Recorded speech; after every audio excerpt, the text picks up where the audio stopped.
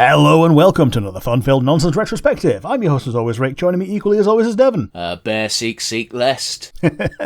Yeah, today we're doing something a little bit out of order, but you probably won't even notice. We're doing a tier list. We're going to be doing a Dark Souls 2 boss tier list. But before we get too far into that, let's do our time-honored tradition of the nonsense asinine hypotheticals. And do you have one for me today? I do have one for you, but before that, I want to stress that the reason why this is coming out the way it is one of us is probably ill or on holiday. So this is or the internet has taken a massive dump. It could be that too. Basically, something that has meant we couldn't record on our normal time, so this was recorded long in the past, specifically for today. But yes, a question, always a question. The question is an obvious and easy one. You are a king, Rick. Congratulations. In the vein of the Ivory, or the Sunken, or the Iron King, your kingdom has a gimmick. What is that gimmick, and why does it lead to your destruction?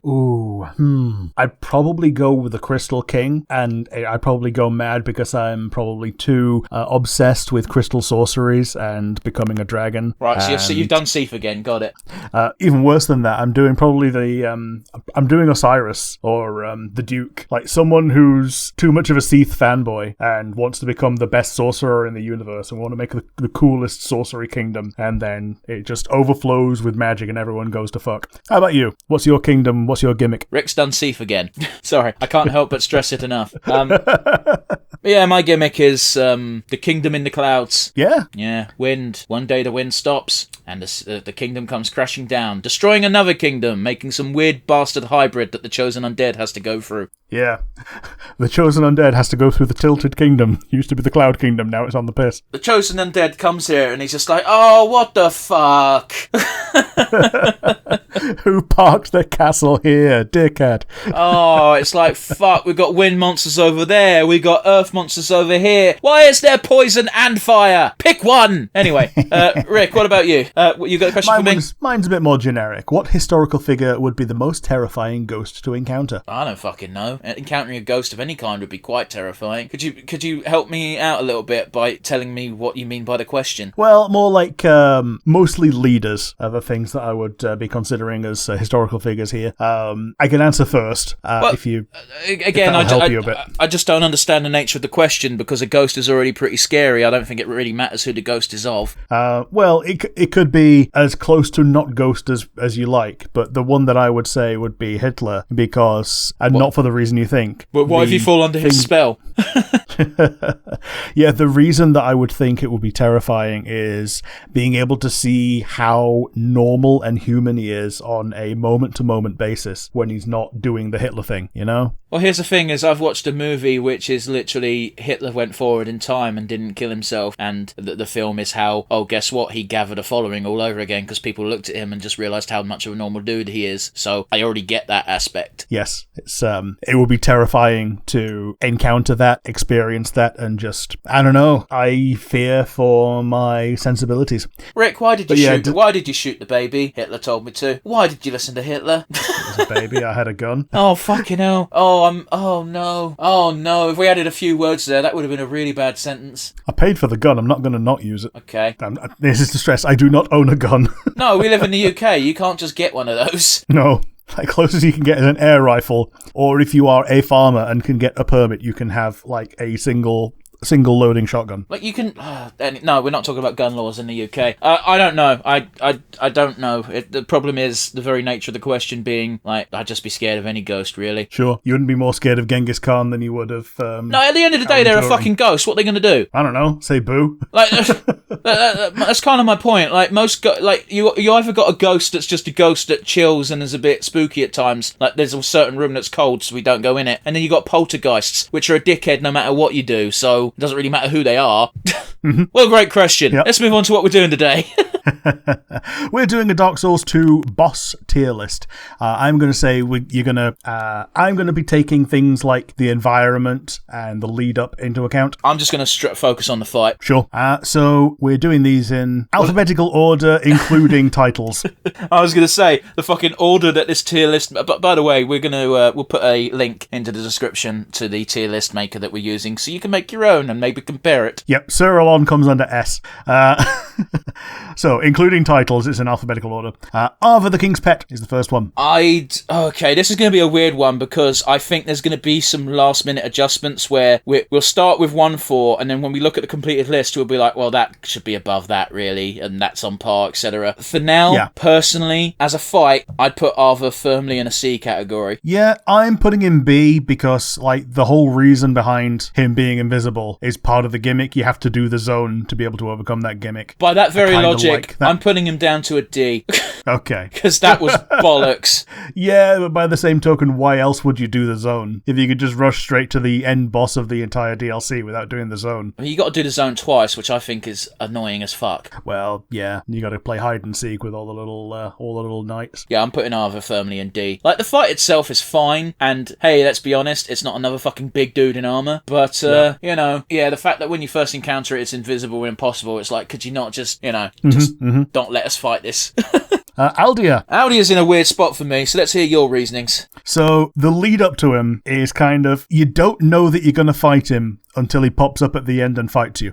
Because until then, he's just a floor head that pops out of nowhere. And the fight itself isn't that difficult. It's more of a victory lap than Gwyn was, because you've already won the game at that point. As long as you don't walk into a hole. Yep. I too watched your Let's Play. I'm putting Aldia. I'm going to put him in C based on the fact that you get more out of him than you get out of most of the other bosses because he does talk to you. Yeah, it doesn't really feel like a fight. Yeah. But then again, none of the endgame fights feel like fights. No. So yeah, next we have the Ancient Dragon. I'm also putting Aldia in C, by the way. I'm putting Ancient Dragon in F. Yep, straight to F. Do not even bother with this fight. All you get is a giant soul to make Vendrick easier.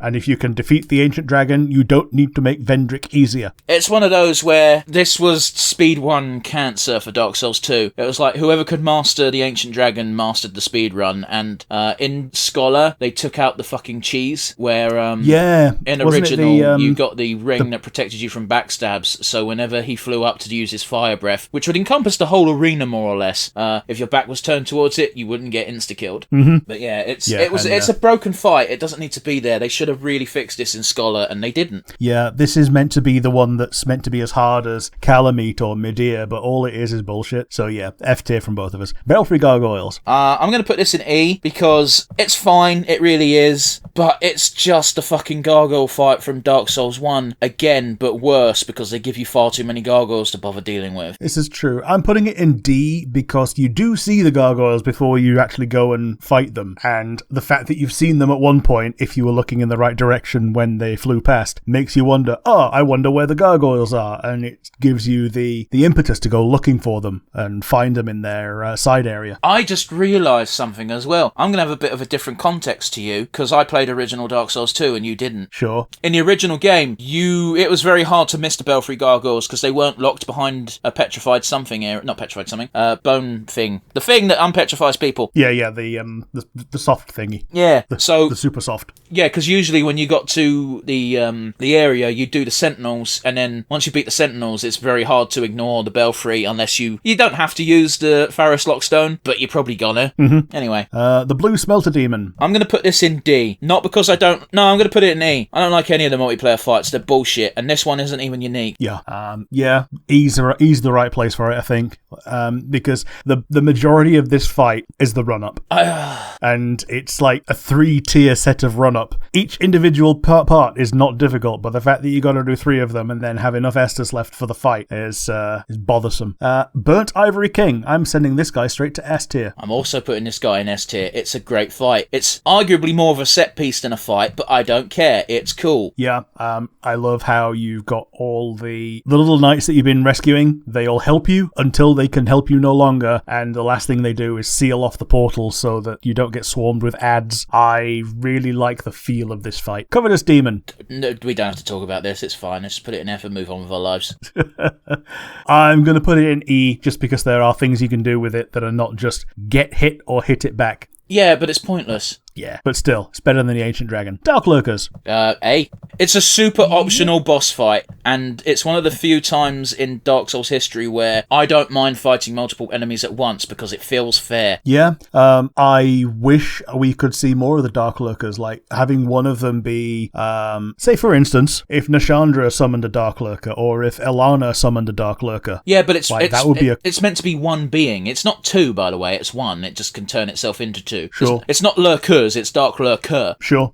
But yeah, I enjoyed the Dark Lurker. I put it in A. Obviously you put it in S, but yeah, it's a good one. What do you mean? I said A. I don't know what you. I thought you said S. No, I said A. Okay. It's sitting in A on my list. So anyway, Demon of Song. I'm putting him in the. He's about as mid as they come, really, isn't he? Yeah, I've straight to C because it's a cool looking design, and while the fight is pretty easy, hey, a lot of things are going to get points in this just for not being a big dude in armor. Yeah. The fight is reasonably easy, except when he puts his face away and you can't hit him, and that's annoying. But the fact that he has a mechanic like that, at least it's interesting. So yeah, a C tier is a pretty good place for it. It does Dragon look Rider. like it does look like foreskin though. Yeah, it does. The Dragon Rider. I'm going to put this in E. I don't think either fight was particularly interesting, and I'm going to assume that they don't put Dragon Riders as a separate entry. They don't. I'm putting it in D because it's similar to the Pursuer in that you, by the time you fought it once, you've pretty much mastered it and you can do it again easily enough. They enforce it rather than with the Pursuers where going against two of them is optional. I just think it's better than E, but sure. Elana the Squalid Queen. I'm going to put Elana in C because as much as I like her and she's got a cool design, because they all do, the fucking queens, the boss fight isn't her. Yeah. For a similar reason, I'm putting her in B because I think she's one of the better minion fight bosses that you can do, in that there's RNG to it. If you get lucky, you get pigs. If you get unlucky, you get Velstat.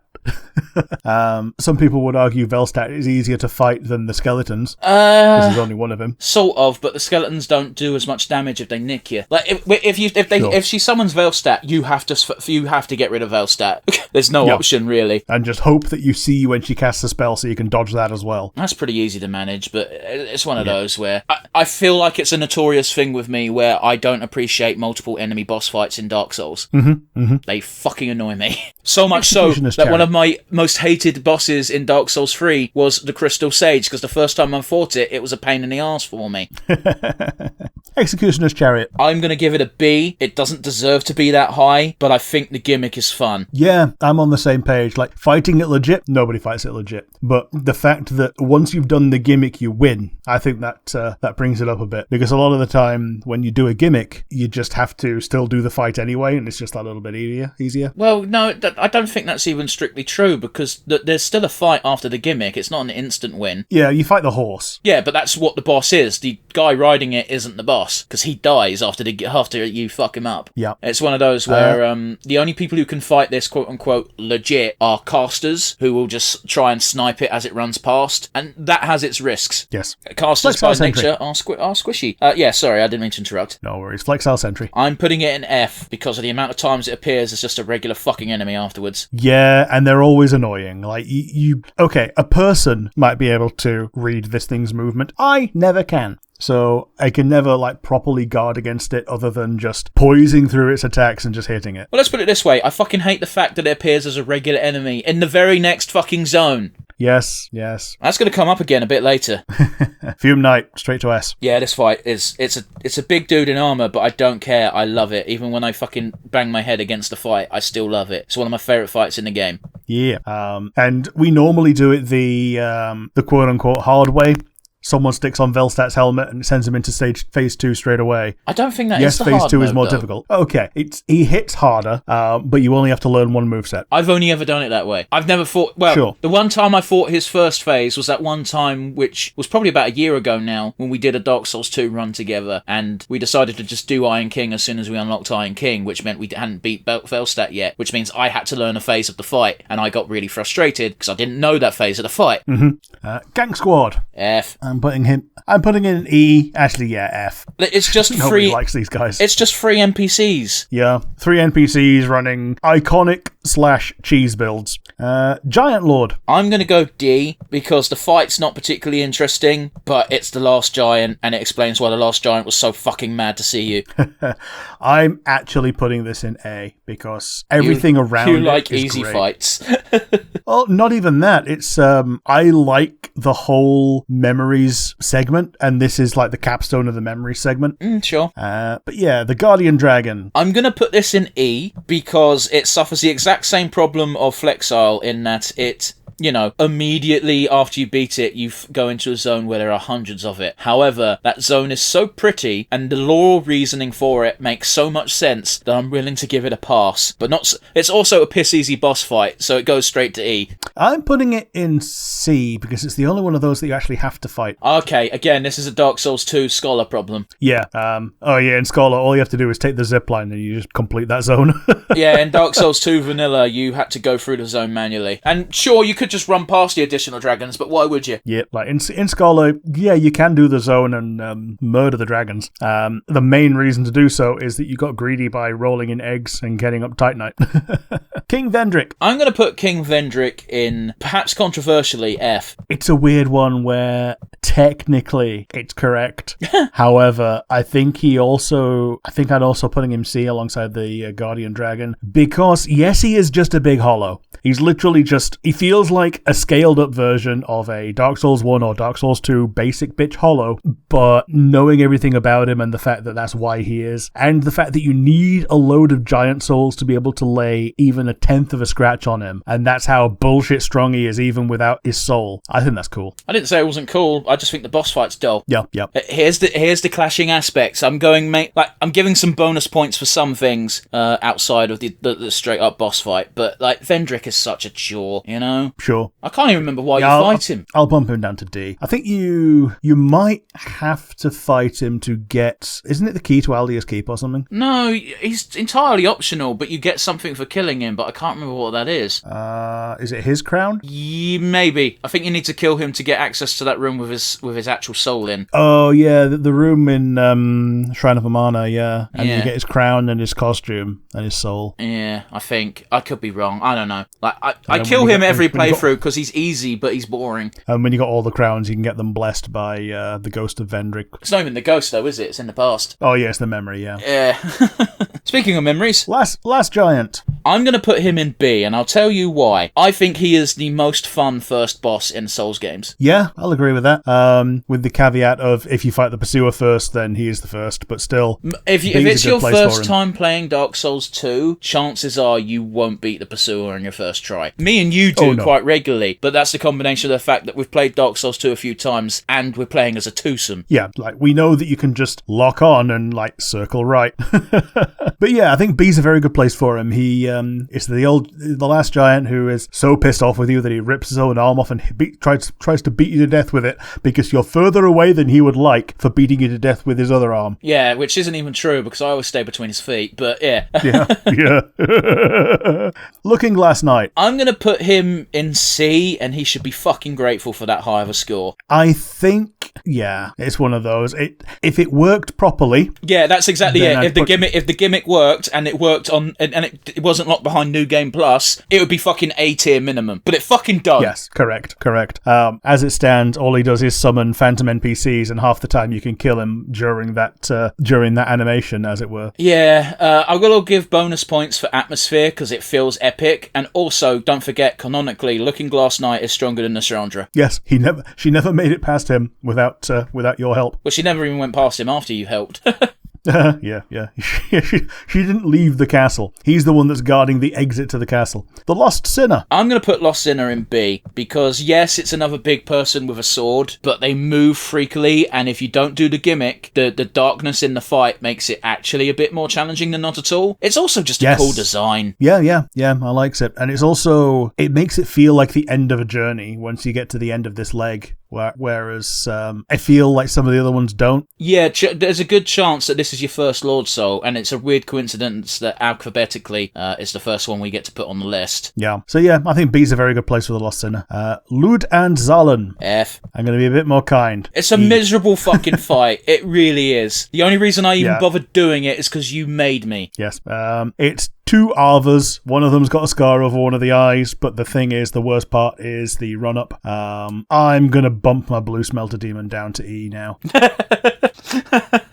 You're just remembering how hellish these fights are. Yeah, Blue Smelter at E, Lud and Zalen I'm also having in E, but I'm having that at the top of E above the Covetous Demon. Okay, you are being a bit more kind than I am. Yeah. Mytha, the Baneful Queen. I'm going to put her in E because I appreciate the attempt at making something interesting. However, it makes no fucking sense. Yeah, it's burn a windmill to drain the poison. Oh, I just meant the actual design of the fact that it's a Medusa, and there's no hints that it's going to be a fucking Medusa. It's just, here you go, there's a Medusa in Earthen Peak. But you're right, the fucking... don't forget, in a Villain of Dark Souls, they didn't have the NPC pointing at the fucking thing for you. And, yeah, if you don't... I've never tried it, I probably should, but if you don't burn away the poison, this fight sounds impossible. Yeah, because she's always healing. And you're always getting DOT'd. Yeah, you're always getting you're perma-poisoned. Jester Thomas may or may not make it possible. Maybe. I don't know how... Yeah, I don't know how well NPCs mitigate poison, if they even get poisoned. I've got to assume they do. Mm-hmm. Because of the interactivity of the poison, and even when you've drained it, you need to keep her out of it. I'm going to put her in a D. Because you want to put your D in her. Not even. She's very definitely undead. Her head is off. Ida could take her head off, I'm just saying. Yeah, but Ida could talk. Screaming's talking. Screaming is barely communicating. Yeah, no. I'm taking the piss in case it wasn't obvious for the audience. I'm sure you've already clocked on, but yeah. Nashandra. I'm going to go ahead and put Nashandra in... I'll be generous because she's the final boss. I'll put her in D, but she's such a nothing fight. Her design's kind of cool, but yeah, if she wasn't the final fight, she'd be well low down. She is a victory lap at best. Like, you think Aldia's a victory lap? I'm going to put her in C, okay. Because I think her gimmick of doing the old King Allant thing of making you weaker as she fights you was done better with the curse mechanic than by draining levels. Okay. And it doesn't really matter as much if you have to fight her again and you have to deal with being cursed a bit, because all you have to do is just pop a twig, the good old effigies, and you're back to normal again. As opposed to Dark Souls 1 curse where you have to go and see a guy or eat a stone. Yeah, but don't forget, pre-patch Dark Souls 1, curse could stack. Oh, yeah. Oh, boy. Yeah, that's what made it actual hell. Yeah, man. Old Dragon Slayer. Alright, this might be controversial. I'm putting Old Dragon Slayer in A because of two reasons. One, it's by far the better fight in that zone. Yes. And two, it goes to highlight that actually if Ornstein didn't have Smo with him, Ornstein would have been pissed. Yeah. The fight isn't difficult. The fight is different to anything you would have fought up until this point if you fight it when you get to it. But, it's definitely not challenging. It's a different type of encounter. And yeah, and I'll be honest with you, it's nice to see Ornstein in the game. Yeah. It's a shame you can't get his fucking armor. Oh, yeah, totally. I think this is the only game that you can't get his armor. Yeah, you can get it in free after you beat Old Dragon Slayer. Not Old Dragon Slayer, Nameless King. Yep. But yeah, it's obviously you can get it in one if you leave him for last. Yeah, it's a fun fight, and I appreciate them showing how nothing he is. Also, there's a lot of debate, especially with Dark Souls 3, whether this is even actually Ornstein or not. Most people since 3 has come out have decided that it probably wasn't Ornstein, because Ornstein fucked off to Dark Souls 3 to pilgrimage to his old friend. Yeah, and in Dark Souls 3 he had his he still was implied to have had lightning stuff. Yeah. And the old Dragon Slayer armor that became just the armor as a boss, that was also lightning flavored. Whereas this one, it seems to be an Ornstein cultist who uses dark. Well, because before Dark Souls 3 was even an idea, the idea behind Dark Souls 2 lore was essentially that a princess from Anor Londo, we're not sure which one, was basically married off to someone in the cathedral, and the old Dragon Slayer was sent as her bodyguard. And as the old Dragon Slayer got further and further away from the kingdom of Anor Londo, his holy blessing went, so he turned to dark because he still needed that power. Because, of course, he didn't need lightning anymore because there was no dragons to fight. Yeah. So, And he did a pretty poor job because there's one right outside his house. Okay, again, Scholar Edition edition. That didn't Sure. exist in baseline game. Okay, you just walk up to it in base. Yeah, pretty much. It was very fucking stupid in Dark Souls 2 original. It was a bit of a stupid addition having the Dragon Rider have nothing outside of him, but the old Dragon Slayer has a dragon outside his house. They should have had that fucking switched. Oh, yeah, definitely.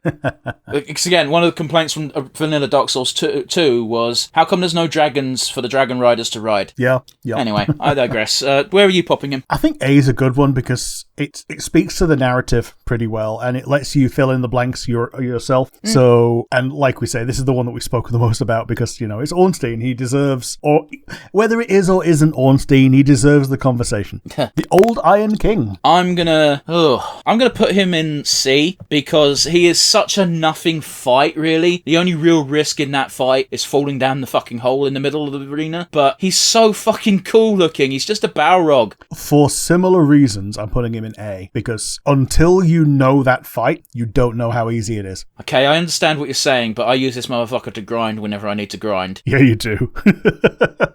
I find him easier than the Rotten. The Rotten can suck a dick. I'm putting him in A because if you get caught by his attacks, they do hurt. True. He's not trivial for someone who hasn't mastered the fight. Yeah, okay, but it's not hard to master. Of the four lords, I think he is the coolest, which is why I'm putting him in A above the Lost Sinner. Okay. The Pursuer. The Pursuer is going into B for me. In the base game, he only appeared in the... You could either fight him early in that run location, or you could fight him in his boss arena, and that was it. In the Scholar Edition, he does actually, quote-unquote, pursue you, but only as far as the Lost Bastille. He did also appear in the 2 areas where he dropped extra rings, but whatever. The fight itself is pretty simple, but I kind of appreciate it. He probably would have gotten a few extra levels if his moveset wasn't once again giant dude with sword. Yeah, because I've only played Scholar, I'm putting this guy straight into S, because the fact that he does pursue you is the first time you play and a pursuer just pops up out of nowhere, it's intimidating. I guess. And the fact that it keeps happening, mostly in Lost Bastille. Only in Lost Bastille. Only in Lost Bastille. Doesn't he also appear in New Game Plus in the Bone Zone? The Bone Zone? Or am I thinking of something else? I don't know what the Bone Zone is. The one where the place where the skeleton lords are at the end, the Huntsman's Copse. Oh, no. Huh. Well, it must have been a... if he does, I don't remember it. It must have been a mod that I was playing, because I'm sure I remember seeing a pursuer just going around there, just chasing after you. I might be remembering wrong, right? But yeah, it's been a while since New Game Plus. The fact that he does kind of pursue you around the universe, even if it's mostly Lost Bastille, and then again in these extra boss zones where you may not have a reason to go back in that direction, but if you do, then oh boy, here's this fella for you to fight again. He's been following you this whole time. Yeah, I'd say he's the most iconic boss of Dark Souls 2. I'm saying vanilla, the base experience without DLC. I mean, he's on the box, I think. So, yeah, he's the only one who's not a DLC character for me to go into S tier. Royal Rat Authority. I'll put him in D because he is Sith without honor. Yeah, that's about right. The ads do petrify still. Yeah, okay, but here's the thing. The first time I lost to this fight, I went, okay, cool, I'm going to stand at the entrance and snipe those rats, and then the fight becomes Sith without honor. Yeah, and without a sword as well. So yeah, D's a good place for it. Royal Rat Vanguard. F. Yeah, it's not a fucking fight. Yeah. Find the one with the mohawk. There you go. The actual fight is hitting things without hitting the rat statues and getting your weapon pinged off. Which is very easy to do if you have a great sword. Yeah. Anything that's stabby, you can do. But yeah, Ruin Sentinels. Oh, I'm going to put Ruin Sentinels in C. Yeah, I think that's a good place for it. They're fine. I remember having a lot of difficulty with them in my first playthrough of Vanilla Dark Souls 2. Pretty much every subsequent visit, they've been pretty easy. It does help that in Scholar, they give you an NPC summon. 2. They give you 2 NPC summons. Yeah. It's one of those where if you are struggling and you know that there are summons, it pushes you to use the mechanics to your advantage. Mm-hmm. Having 2 summons to help you really helps make this a 3-on-3, and I think that's a pretty good design for this area. And I like the storytelling of, yes, these NPCs are helping you because you're freeing all of the prisoners in the Lost Bastille. Oh, that's bollocks. That's something you've made up. But yeah, C tiers, I think, is a good place for him. Scorpioness Nashka. I'm going to put her in D because Dark Souls 1 did this fight better. Yes, definitely. Although she do have some nice titties. Yeah.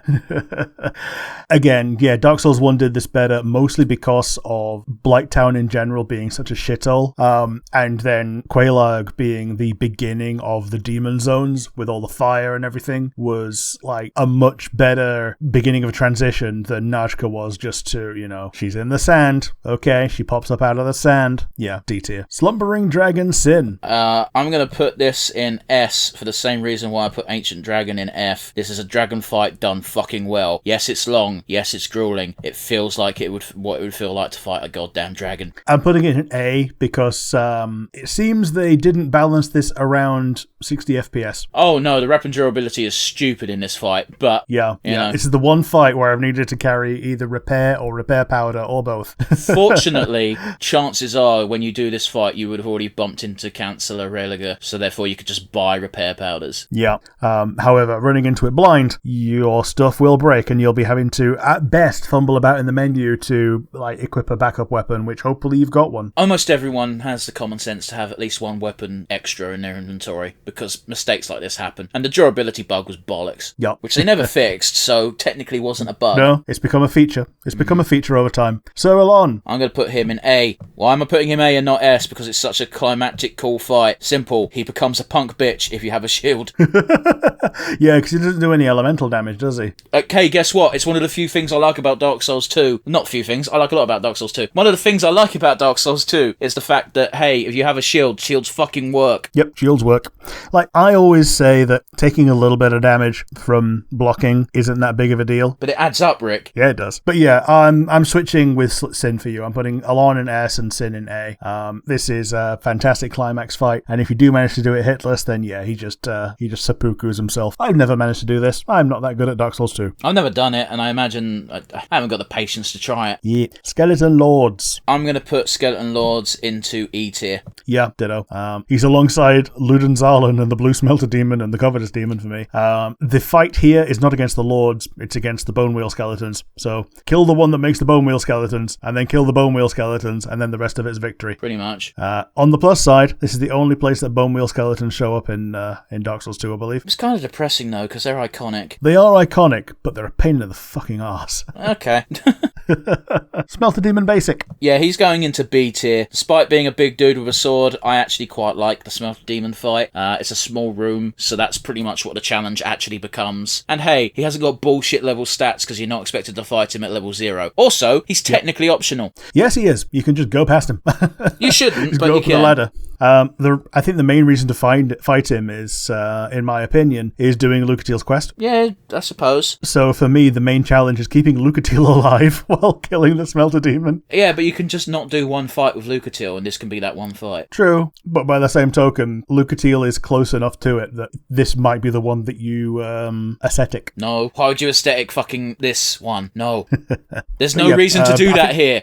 All it does is make the zone more annoying. Mm-hmm. A zone you already struggle with at times, you fucking bitch. Yeah, it's a zone that, man, the number of times I've just died in that zone for no fucking reason. Oh, man. But also, the number of times I have genocided that zone for souls. Yes, for souls and not by accident. Combination of both. The first time I went through it definitely was accidentally on purpose. After that, I got a bit more confident at defeating the Alon Knights, and it became a soul farm. Okay. So yeah, I think B's a good place for the Smelter Demon. Dukes dear Freya. I'm going to put Dukes at D, because boy did they nerf this fight with Scholar. Sure. One of the challenges with this fight in Scholar is the fact that there is just a shit zillion spiders in the room. However, in Scholar, if you have a torch lit, the spiders ignore you. And there's no point in having your shield out for Freya, because Freya just breaks it. Yeah, it's all like, it's either energy beams or stabbing you with her feet. And when she stabs you with her feet, they just do so much poise damage that you will just drop your shield anyway and get staggered. I'm putting her in C because I've only ever played with the anti-spider effect of the torch. Mm-hmm. I'm also aware of the warmth troll glitch. Yeah, that's dumb. I love it. I've never done it to anyone because I'm not a dick, but boy, is that a goofy thing to allow to happen. Yeah, if you hit a head enough, it breaks. If you hit both heads enough, they both break. Normally, that's more than the health that she has. However, both allies and enemies heal from warmth. So, you can make her invincible. Like, the actual fix to that would be to just have the health of the spider head heal with warmth as well. Yeah. But, that the devs didn't think of that because the devs didn't think that humanity is a cesspool. Or, yeah, just have each head be half the health of the boss. I mean, it is, more or less. And, well, yeah, but, so that you can't overheal it to overflow into the boss's overflowing health pool. I see what you're saying. Yeah, that's... Yeah. Either way, they didn't think, and now you can occasionally do that. That being said, why the fuck are you summoning help for Freya? The Rotten, I'm putting him in D. Yeah, the Rotten goes to C for me. The fight itself is dead simple, but I kind of appreciate the detail of the little guy on his shoulder doing all the moves, which may or may not be Pharos, depending on who you believe and listen to. I don't think it is, but it could be. I don't know. It's a cool detail. I like it. I hate the fucking zone he's in, but I feel like that would be a bit mean to mark him down for that. If you like that zone, you're wrong. It looks kind of cool, but it's a shit heap to be in. But yeah, I'm putting him in D and Freya in C. You're doing the opposite way around. Watcher and Defender. I'm going to put these chaps in A. Yes. They are canonically once more stronger than Nashandra. Nashandra did not get into the Throne of Want while these two existed. And they follow the age-old adage of, for God's sake, kill them at the same time. Yes. It's one of those where the Dark Souls reasoning with any multi-boss fight is take them on one by one, and this one turns that rule on its head. That being said, if you summon NPCs, they're going to be on the same amount of health by the time you kill one. Yeah, I think this is one of the ones where you can summon Benhart for, isn't it? Yeah, Benhart's available for the final boss, which inclutes these. Yeah. You can also summon Vengal. Technically it's the head of Vengal who comes with a free body. Don't worry about it. But the free body that he comes with this time has a shield to show that he's not as bloodthirsty as his body, which was two sword. Mm-hmm. But yeah, I think A is a very good place for these. These are real iconic, and they have cool designs, and getting their gear is also cool because I like their gear. The Throne Defender's shield is the best shield in the game if you don't count Great Shields. Yeah, it's very definitely the best medium shield. Twin Dragon Riders. They do have a separate entry. They're going in F. Yeah. I'm going to be a bit more kind, put them in E, because it shows you them actually using the different Dragon Rider equipment to a degree. Like, you get to see them use the bow, don't get to see any of them use the frickin' twin blade. No, which is really fucking baffling, because the one on the ground should just have a twin blade instead of a halberd. Yep. But yeah, I'm putting them in E. Do I bump the other one down? Yeah, I'm going to bump the other one down to E. They're all in E. Okay. Last but not least, Rick. Velstadt, the Royal Aegis. I think he's B tier. I'm going to go ahead and put him in C, because it's so disappointing getting that far in the game, and the boss fight is once again giant dude in armour. The fight's fun, and it's a bit unique in the fact that he's a big fuck-off hammer combined with dark faith spells. But, it's so boring. Not boring, but, predictable. Yeah, he's a dark cleric, and apparently the game thinks he's such a generic enemy that he becomes one of Ilana's minions. Yeah, which makes no sense, but apparently he's just part of an order that she has one of as well. Yeah, well, he's meant to be the Royal Aegis, the boss of the Royal Guard, which we fought tons of. But it's baffling that Ilana gets one, unless Ilana was part of the not the Royal Knights, but unless Ilana was known to Vendrick and Vendrick lent troops to her. But it still wouldn't make sense that she would get his basically King Guard. Yeah, doesn't make sense at all. But oh well. Man, this entire episode is basically just penned with "but oh well." Well, unfortunately, I love Dark Souls 2, but some decisions are baffling at best. Yaha. So, with all that said, yeah. Do you have a super favourite? I mean, it's a real toss-up between Fume and Ivory. I'm going to give it to Fume Knight because it is my personal favourite boss fight in the game. And similarly, I'm giving it to Ivory because you like his lightsaber. Well, that as well. But like I said, I think I really love the environmental storytelling of the fight as the knights that you've rescued just help you out. And this is, I think, the only one in Dark Souls 2, at least, fight in which you have allies that you don't have to pay humanity to summon. True.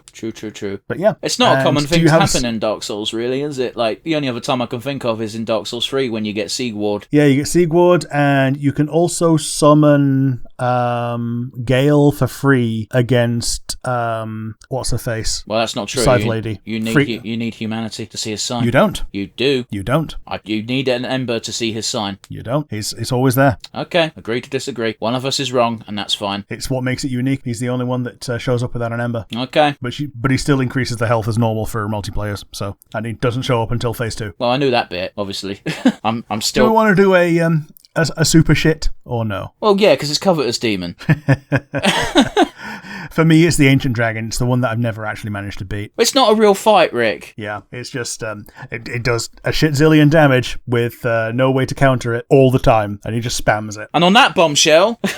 Yeah, if you like the video, you've got the comment section down below on YouTube, and if you're listening via one of the many audio platforms, you can send us an email. Where would that go to? nonsensereviewuk@gmail.com. Once again, that is nonsensereviewuk@gmail.com. And if you made it this far, you are, as always, our favourite people. If you want to leave us a comment telling us to talk about Dark Souls 2 more, then we'll talk about Dark Souls 2 some more. Bye, guys. See you next week. Goodbye from me. See you later.